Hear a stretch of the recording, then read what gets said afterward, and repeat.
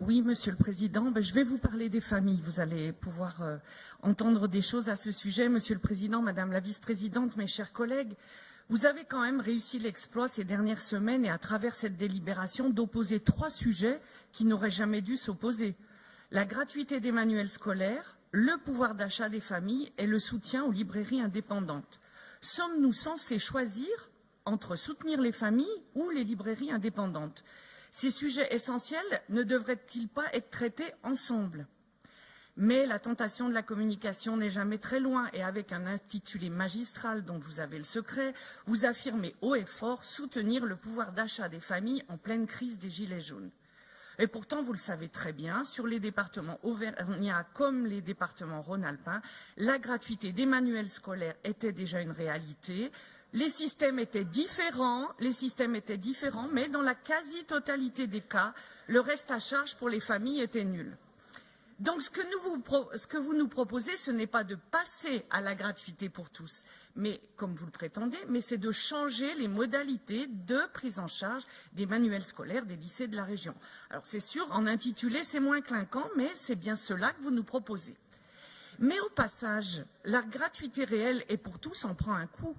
Si elle existait pour tout le monde, comme nous l'avons dit, à travers cette délibération, vous supprimez pour les lycéens de terminale la gratuité dans les départements rhône-alpins, parce qu'en diminuant de 70 à 50 € l'aide régionale pour ces lycéens, alors même qu'ils ne pourront pas revendre les livres de première en raison justement des changements de programme, c'est un sacré poids que vous faites peser sur les familles de ces élèves, les fameuses familles. Il y a sans doute au moins 2 autres raisons, nous le savons, qui vous ont conduite à précipiter cette réforme et de façon manifestement irréfléchie. La première, c'est que bien évidemment, vous allez faire basculer des crédits finançant les manuels du fonctionnement vers l'investissement. Oh, magie de Noël. La mauvaise dépense de fonctionnement devient tout à coup une bonne dépense.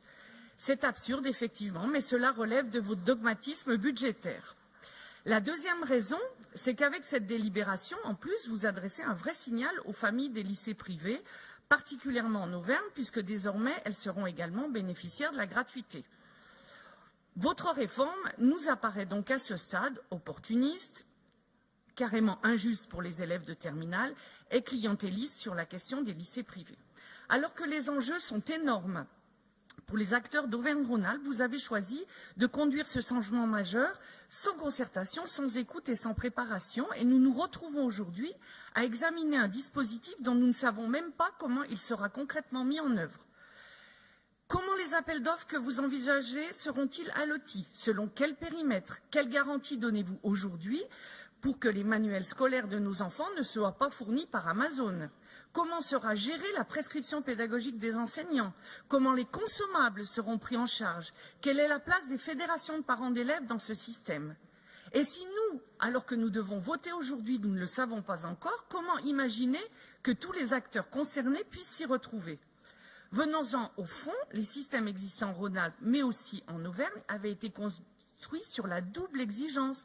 Reste à zéro pour les familles et soutien aux librairies indépendantes, maillage essentiel de nos commerces de proximité et outil incontournable pour véhiculer le goût de la lecture. Et pourtant, vous les aviez, ces enjeux en tête, cela vous a été rappelé plusieurs fois par mes collègues, lorsqu'à la veille des élections, vous aviez adressé ce fameux courrier aux libraires auvergnats pour garantir à étendre le système des chèques régions à tous les départements, considérant alors que la pérennité des librairies indépendantes en dépendait. Vous ajoutiez d'ailleurs que les libraires pouvaient compter sur vous. Mais alors où sont passés ces engagements? Où sont passées ces belles convictions?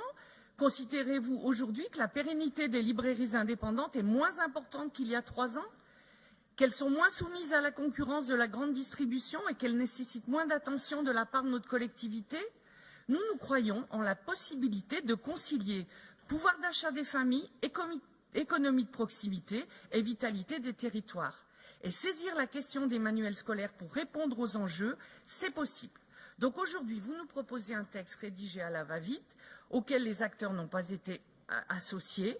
Vous avez tenté, il y a quelques jours, de récupérer un petit peu la donne avec les libraires indépendants. Donc nous vous invitons à, si possible, ajourner le vote de ce rapport. Sinon, nous allons attendre la discussion sur les amendements puisque vous avez décidé d'aller vite, et nous déciderons en conséquence de notre vote. Merci beaucoup, Madame Asner-Bognetz.